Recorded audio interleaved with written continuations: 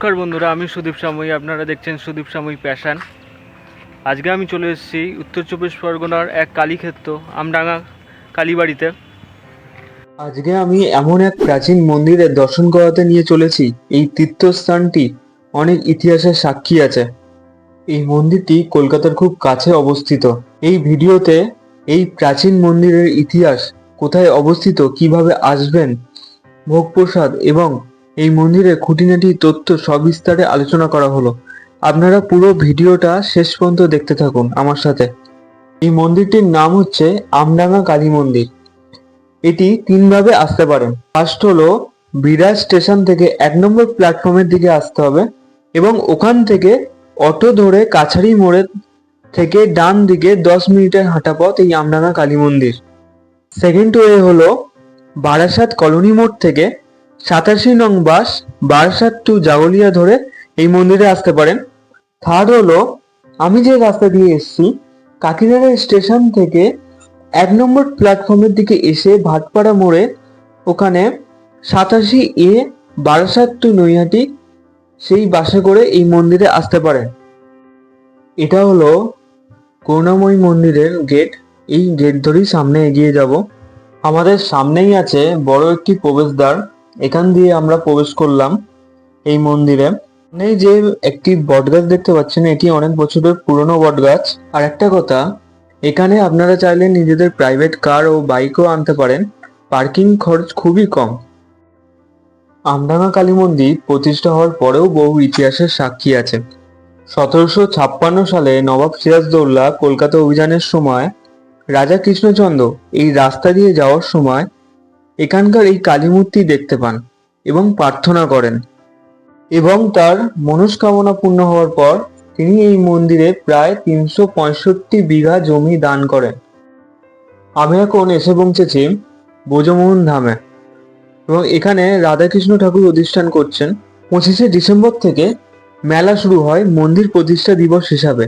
তখন মা করুণাময়ী বিগ্রহ নিচের এই মন্দিরে নিয়ে আসেন। সেই সময় অনেক ভক্তের সমাগম হয়। আপনারা চাইলে আসতে পারেন। এই আমডাঙ্গা মন্দিরে পূজিত হয় মা কালীর শান্তরূপ। মূর্তিটি রয়েছে মন্দিরের দোতলায়।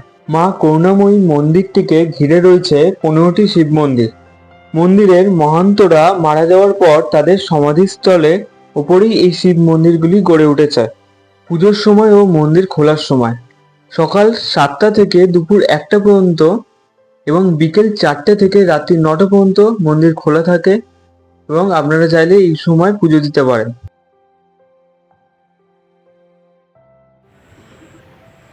চলুন জেনে নেওয়া যাক এই আমডাঙ্গা করুণাময়ী কালীবাড়ির প্রাচীন ইতিহাস। চলুন ফিরে যাই প্রায় 450 বছর আগে, যখন বাংলার রাজনৈতিক ইতিহাসে এক নতুন অধ্যায় রচিত হচ্ছিল।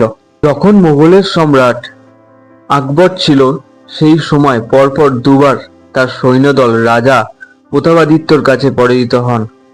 তখন মোগল সম্রাট আকবর মনে করেন যে রাজা প্রতাপাদিত্য যশোরের মা যশোরেশ্বরী পুজো করে যুদ্ধ করতেন বলে সে সবসময় জয়ী হতো। তারপর মোগল সম্রাট একটি নতুন পরিকল্পনা করলেন। রাজা প্রতাপাদিত্যকে পরাজিত করার জন্য তিনি মানসিংহকে নিয়োগ করলেন।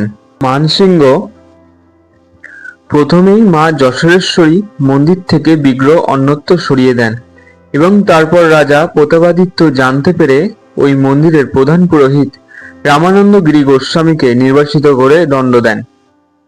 এরপর যুদ্ধে জয়লাভ করলেন মানসিংহ এবং তিনি যশোরেশ্বরী মাকে প্রতিষ্ঠা করলেন রাজস্থানের অম্বর শহরে। এরপর রাজা প্রতাপাদিত্য যে পুরোহিত রামানন্দ গিরিকে নির্বাসিত করেছিলেন, তিনি এসে পৌঁছালেন এই আমডাঙ্গার এই গভীর জঙ্গলে। এরপর মানসিংহ মায়ের স্বপ্নাদেশ পান যে রামানন্দ গিরি গোস্বামী উন্মাদ অবস্থায় এই আমডাঙ্গার জঙ্গলে আছেন। মানসিংহ তারপর রামানন্দকে উন্মাদ অবস্থা থেকে সাধক অবস্থায় ফিরিয়ে আনার জন্য মা কালীর শান্ত মূর্তি নির্মাণ করেন।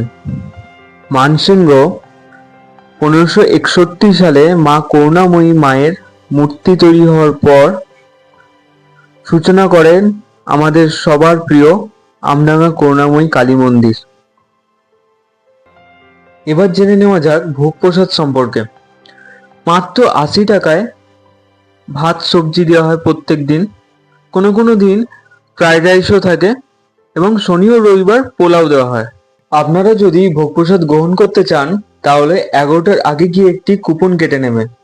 আর যদি তা না পারেন তাহলে 9635647284 যোগাযোগ করে নিতে পারেন। আজকের ভিডিওটা এখানেই শেষ করছি। আশা করি আপনাদের আমডাঙ্গা কালী মন্দিরের ইতিহাস ও পবিত্র স্থানের সম্পর্কে জেনে ভালো লেগেছে। সুযোগ পেলে অবশ্যই একবার মায়ের দর্শন করে আসবেন। আবার দেখা হবে নতুন কোনো ব্লগে। সবাই ভালো থাকবেন। জয় মা কালী।